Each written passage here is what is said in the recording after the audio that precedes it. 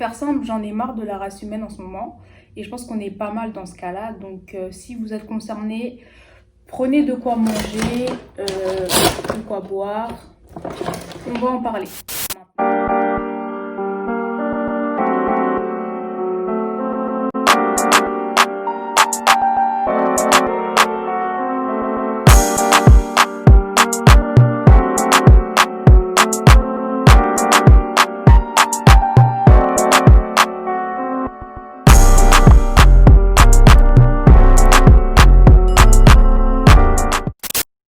Salut tout le monde, welcome back sur Daily Melly. Donc comme vous avez pu le voir dans le titre, comme je l'ai dit en intro, là on va parler de choses qui énervent beaucoup de personnes en ce moment, qui m'énervent moi, mais je pense que je suis pas la seule en fait dans ce cas-là. Donc on va en parler autour d'un repas, enfin pour ma part, hein, du moins. Donc moi c'est McDo, vous je sais pas c'est quoi, mais aller chercher quelque chose à manger. Je déballe tout ça et on parle sérieusement. Moi, ce qui m'énerve en ce moment, c'est les réseaux sociaux et notamment Instagram. Ça m'énerve pour plusieurs raisons. La première, c'est le culte du corps là qui est mis en avant. Le culte du corps parfait, surtout pour les femmes. Cette image que pour être belle, il faut ressembler à ça, ça ou ça. Moi, je peux plus. Ça fait que plus personne n'a aucune singularité. Tout le monde se ressemble. Tout le monde veut avoir les lèvres pulpeuses maintenant. Les lèvres pulpeuses, c'est à la mode. Alors que pendant longtemps, nous, personnes de couleur, personnes noires, avons été moquées pour la taille de nos lèvres. Mais maintenant, tout le monde va avoir les lèvres pulpeuses. Tout le monde va avoir la taille fine. Tout le monde va avoir des hanches. Tout le monde va avoir des fesses. Il y en a assez. Toutes ces IG modèles, ces influenceuses, ces personnalités publiques, elles se ressemblent toutes. Ça n'a plus aucun sens. On ne sait plus qui est qui. Les corps qui sont mis en avant n'ont pas été obtenues de façon naturelle. Donc elles auront beau te faire croire qu'elles ont fait 100 squats par jour, qu'elles ont mangé de la pizza pour reprendre les... En plus on nous prend pour des idiots. Qu'elles ont mangé de la pizza pour reprendre les mots d'une certaine meuf de la télé-réalité française, ou qu'elles auront bu le thé que vous voulez. On sait que ces femmes-là, elles n'ont pas eu leur corps de manière naturelle. T'as fait la chirurgie, tu te sentais pas bien dans ton corps. Ça arrive. Peut-être que moi, si j'avais votre argent aussi, j'aurais changé. Mon nez, il m'énerve. Peut-être que j'aurais changé mon nez. Donc, assumez-le. C'est pas un crime. Mais ne faites pas comme si ce que vous aviez obtenu, c'était naturel. Ça n'a pas de sens. On peut pas mentir effrontément sur la tête des gens. À la tête des gens, au visage des gens. Enfin bref, vous pouvez pas nous mentir comme ça. Ça crée des complexes, donc justement, à des gens lambda qui n'ont pas ce recul. Donc, maintenant, tout le monde cherche à aller se faire des injections aux lèvres. Bon, tout le monde va à la salle de sport, ça, pourquoi pas, c'est pas plus mal. Mais on va pas à la salle de sport pour soi, en fait. Ces personnes-là ne vont pas à la salle de sport pour elles. Elles vont à la salle de sport pour ressembler le plus possible aux Kylie, Kim, etc. Sauf que, qu'on le veuille ou non, c'est compliqué, hein. C'est très compliqué de ressembler à des gens qui sont passés sur la table de Dr Miami. Au final, tu t'en rends compte. Donc ça fait que tu es complexé. Ça fait que maintenant, j'ai l'impression que plus personne ne peut vivre sans filtre. Tout est filtré. Tu regardes les stories des gens. C'est même plus des visages. Ça veut dire que le nez disparaît, les lèvres sont accentuées, les yeux, c'est les yeux un peu globuleux façon, yeux de chat. Pas mal de gens vont retoucher leurs photos. Enfin, les gars, on est des humains en fait. On a nos défauts, on a nos qualités. Il faut qu'on s'assume. C'est pas possible. Ça m'énerve. Mais après, j'ai envie de dire, en soi, c'est de notre faute, hein. C'est de notre faute si ces gens-là sont mis en avant. Parce que qui va laisser des commentaires sur le post en disant « Oh, parfait, oh, trop belle, oh, trop beau, goal ». Ça, c'est le mot, là, goal. Tout le monde est le goal. Goal de quoi, en fait?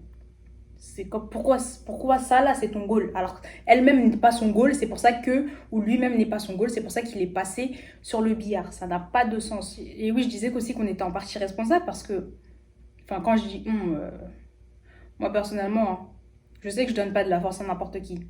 Peut-être que c'est votre cas, il faut changer ça. Là, moi, j'ai parlé des gens de la télé-réalité. En ce moment, je vois beaucoup de... je pense que toutes les télé-réalités là, qui sont sur Énergie 12, elles ont repris. Donc, il y a pas mal de gens dans mes abonnements sur Instagram qui vont liker les posts là, des extraits de télé-réalité. Donc, moi, comme une imbécile aussi, je sais que ça va m'énerver, mais je clique. Vous savez que j'ai un problème avec ça. J'aime trop cliquer, alors je sais que ça va m'énerver. Donc, je clique et je vois que c'est toujours la même chose. Toujours des embrouilles, parce que nanana a parlé sur le dos de nanana. Truc est sorti avec truc de je sais pas trop qui. Il y a l'ex de nanana qui se retrouve dans la même maison. Mais on est d'accord que ces gens-là, ils nous envahissent. Pourquoi? Parce qu'il y a des gens qui regardent. Je vous cache pas que moi aussi, effectivement, quand j'avais 16-17 ans, quand j'étais au lycée et tout, je regardais toutes les bêtises, là, les Anges, les Marseillais, etc.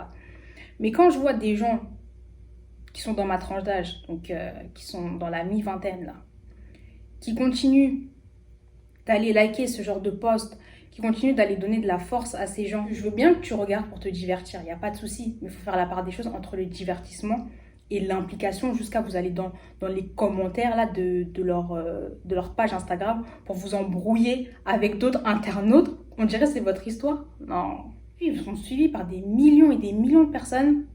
Donc des enfants qui vont se dire ah oui, avoir un comportement comme ça c'est normal, donc s'embrouiller avec un tel, mal parler, insulter, être vulgaire, n'avoir aucune connaissance. Parce que ça, c'est un truc qui m'énerve encore.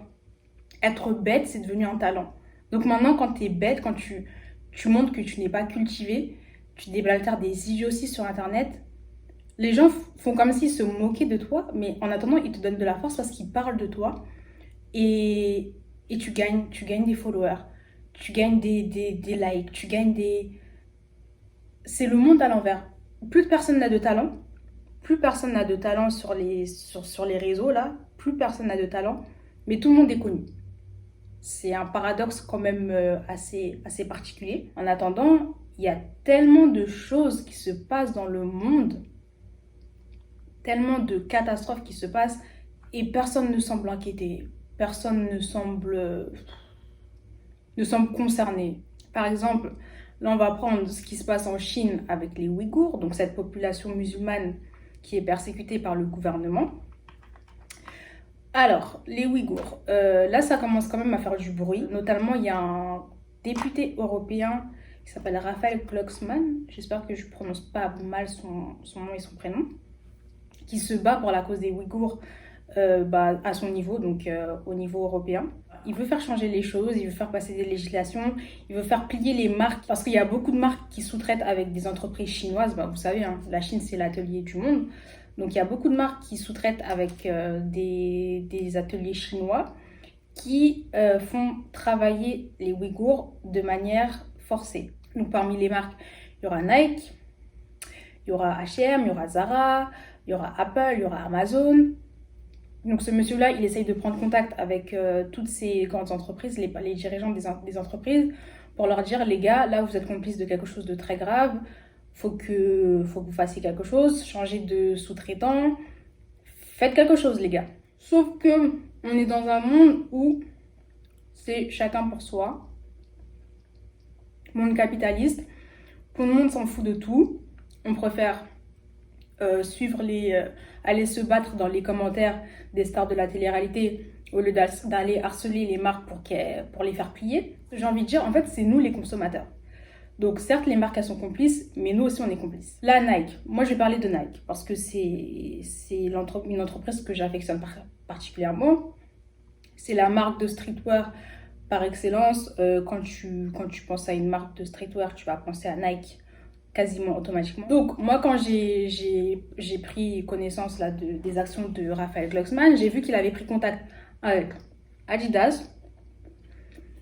Adidas a dit ok, on vous a entendu, on va essayer de faire plier les choses, on va tout faire pour couper les ponts avec ces fournisseurs là, en trouver d'autres. Lacoste aussi a fait pareil. Le monsieur Raphaël Glucksmann a dit je vais prendre contact, j'aurai rendez-vous bientôt avec les dirigeants de Nike, tout, pour les faire plier. Donc moi, je me suis dit, ok, Nike, ma marque, Nike va dire, bon, bah, moi j'arrête de traiter avec ces fournisseurs-là. Parce qu'on est d'accord que quand même Nike a un poids assez conséquent, ils peuvent trouver des sous-traitants en veux-tu en voilà. Et aussi et surtout, c'est qu'on aime Nike. Pourquoi? Parce que c'est une marque qui est inclusive, une marque qui est engagée socialement, une marque qui fait des grands discours, qui prend position, qui n'a pas peur. Donc moi, je me suis dit, bah oui, Nike va suivre, mais en fait... J'étais plutôt confiante. Au final, Nike a dit non. On entend ce que vous nous dites, mais on va continuer de traiter avec ces entreprises-là qui exploitent les Ouïghours. Nike. Un géant comme Nike a répondu ça. Là, je me suis dit, le monde va mal. Le monde va mal, pourquoi? Parce que... pourquoi Nike a répondu ça? Nike a répondu ça parce que Nike sait que déjà, ça fait pas autant de bruit que ça devrait, la situation des Ouïghours. Et en plus de ça, ils savent que nous, chers consommateurs, allons continuer à acheter leur Air Force One, leur Jordan, parce que là, je vois que c'est la mode. Tout le monde a des Air Force One, notamment les Air Force One blanches customisées. Tout le monde achète des Jordan. On va continuer à acheter leur jogo, leur pull, tout leur équipement là. On va continuer. Donc, ils savent très bien qu'il n'y aura pas d'impact. Même si on le sait, on ne fera rien. Et ça, c'est la mentalité qui m'énerve aussi en ce moment. C'est qu'on est trop passif. On est passif, on se dit « Ah, mais de toute façon, j'ai pas assez de poids, donc ça va rien changer. » Même si moi, je boycotte Nike, ça va rien changer. Mais les gars,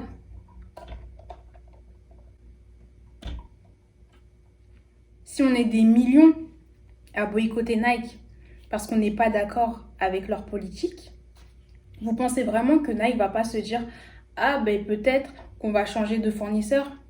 Là, on parle de toucher leur portefeuille. Si on leur donne plus notre argent de manière conséquente, croyez-moi que Nike va dire on va changer de fournisseur. Et c'est Nike, donc Nike va trouver d'autres fournisseurs. Et Nike ne va pas se prendre la tête parce que on n'est pas éveillé, on s'en fout. On n'a pas, nos priorités ne sont pas bien réparties. Je sais pas si c'était une bonne idée de faire cette vidéo façon mukbang parce que je crois que je ne vais pas manger grand chose vu que je parle de manière assez animée en plus. Donc j'aurais peut-être dû faire une vidéo normale, mais c'est pas grave, au pire je mangerai après. Donc ouais, on est trop passif, on accorde de l'importance à des choses futiles, on donne de la force à des gens futiles. Là je parle des Ouïghours, mais il y a aussi l'exploitation des mines de colbert où il y a des en RDC, donc des enfants qui vont travailler dans ces mines-là, qui respirent des choses toxiques, qui vont mourir sous des éboulements de terre. Et le colbert, c'est fait pourquoi? C'est utilisé dans nos téléphones, mais c'est pas pour autant qu'on va se dire quand le nouveau iPhone va sortir, l'iPhone 12 là, il va sortir bientôt, on va voir dans les médias des fils et des fils, des gens qui vont se lever à 3h du matin, qui vont aller devant Apple pour acheter le nouvel iPhone 12. Mais pourquoi en fait? Pourquoi? Ton téléphone marche très bien. Donc pourquoi tu vas te lever, tu vas aller acheter le nouvel iPhone 12 alors que tu sais que derrière, comment ton iPhone il a été fabriqué, il y a des enfants qui sont morts. Des enfants qui sont morts. Si on se disait, ah ben non, par exemple le nouvel iPhone qui va sortir, je vais pas aller l'acheter parce que je sais qu'il y a des enfants qui sont morts derrière. Vous croyez qu'Apple va pas trouver la solution pour obtenir le callback là ou je sais pas trop quoi, de manière à ce que des enfants ne soient pas impliqués? Mais on n'est pas prêt à faire les efforts. On n'est pas prêt à faire les efforts comme ça parce qu'on n'est pas directement touché. Ça m'énerve. Après, je mets la faute sur nous, je mets la faute sur les entreprises. Mais les gouvernements, ils sont où? Le gouvernement chinois, ben voilà. Le gouvernement congolais, RDC, qui sait très bien, il y a une loi apparemment pour que le travail des enfants soit interdit. Mais tout le monde sait qu'il y a quand même des enfants qui vont travailler dans ces chantiers-là. Le gouvernement le sait, mais ne met rien en place pour que la législation soit appliquée. Ça n'a pas de sens non plus. Donc au niveau des gouvernements, au niveau des entreprises, au niveau des consommateurs, il n'y a rien qui va, tout le monde s'en fout. Et ça m'énerve. Un autre truc qui m'énerve aussi, c'est la surexposition à l'hypersexualisation. Donc les gens ont cette facilité maintenant à se mettre en scène littéralement pour donner un contenu. Tu te dis, mais en fait, t'as fait ça pourquoi? J'ai rejoint TikTok pendant cette quarantaine et c'est vraiment le feu, c'est trop marrant. Les gens, donc les gens sont vraiment super créatifs. Parfois ça a du bon, parfois ça a du mauvais. Donc je vais vous mettre des extraits là de TikTok personnellement qui me choquent, qui m'attristent. Regardez seulement pendant que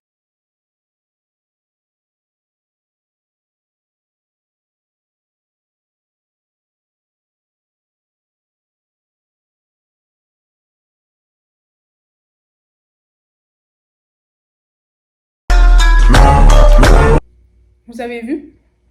Là, ça là. T'as fait ça pourquoi en fait?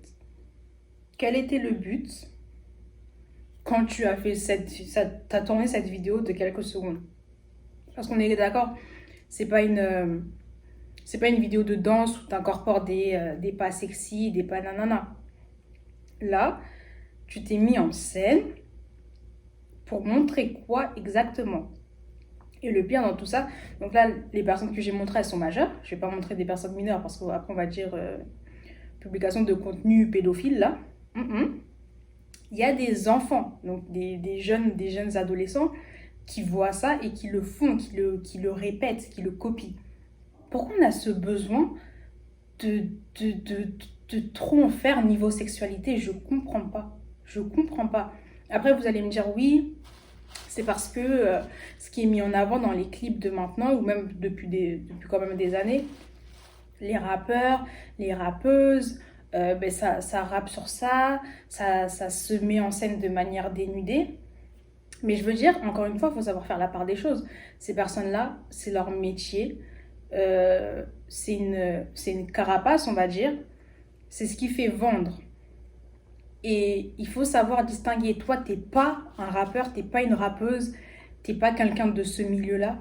Donc, t'as pas à te mettre en situation, en scène de cette manière. Ça n'a pas de sens. Et pourtant, les gens sont de plus en plus nombreux à s'exposer comme ça. Et encore une fois, ils s'exposent parce que derrière, ça va récolter des likes, ça va récolter des vues, ça va récolter des commentaires, voilà. Je suis dépassée. Donc moi, je sais pas si c'est parce que j'ai atteint, là, je vais bientôt avoir 24 ans dans quelques mois. 24 ans? Ah ouais, non, je suis vieille, hein. En prenant de l'âge, je me rends compte que il y a trop de choses qui vont pas dans le monde, que les gens ne font rien pour essayer de faire changer les choses. On est tous là passifs. Je pense qu'on a ce pouvoir. Si on décide de tous s'y mettre, on a le pouvoir de faire changer pas mal de choses, mais on ne le fait pas. Le racisme, bon ça j'en ai parlé dans une vidéo. Le racisme systémique là, voilà, ça c'est un combat, je sais même pas si c'est un combat qui peut être gagné. Là, au Canada, ce qui s'est passé récemment, dans la région de Québec, il y a une natives qui a été clairement, on dit qu'elle a été tuée dans l'hôpital où elle est allée, parce que les infirmières lui ont injecté des doses de morphine et de pas mal de médicaments qui étaient trop forts pour elle, alors qu'elle avait déjà des problèmes de santé. Et la dame, en fait, a réussi, cette femme de 37 ans, a réussi à se mettre en direct sur Facebook. Donc on entend les infirmières qui parlent d'elle, mais d'une manière tellement dégradante, alors que la femme est en train d'agoniser. Elle est littéralement en train d'agoniser. Et les infirmières sont d'une méchanceté, c'est vraiment sans nom. Et apparemment, c'est ça. Même au Canada, moi je pensais que le Canada, voilà, niveau racisme, c'était beaucoup mieux que la France, parce que la France, moi, comme je vous ai dit, vous avez vu là, la journaliste qui s'en est prise à une étudiante voilée qui montrait comment préparer des repas pas chers. Voilà, je sais pas si vous avez vu, vous irez voir. Mais moi, la France, niveau intolérance, voilà, j'en pouvais plus. Je me suis dit que le Canada, c'était un peu mieux. Mais eux aussi, ils ont des problèmes. Avec les natives, là, ils sont vraiment maltraités. Donc, je sais pas où je vais habiter dans ce monde. J'ai l'impression que nulle part, on peut vivre sans problème de racisme, sans problème de discrimination. Enfin, moi, je suis dépassée et c'est super triste parce que quand tu es conscient de tout ça, tu te dis le monde va vraiment mal. C'est tout ce que j'avais à dire. Dites-moi en commentaire si vous aussi, c'est le ressenti que vous avez en ce moment. Il y a d'autres choses qui m'énervent. Hein. L'école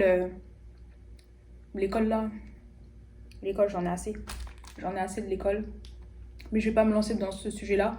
Personne ne m'a envoyé. Je pourrais arrêter si je voulais. Mais j'arrête pas, donc je vais assumer. J'espère que vous, vous avez pu terminer ce que vous aviez apporté à manger. N'oubliez pas de liker. N'oubliez pas de partager. N'oubliez pas de me laisser des commentaires. Allez me suivre sur Instagram aussi. Je suis pas mal active. Et puis voilà les gars. Je vous dis à la prochaine. Ciao tout le monde.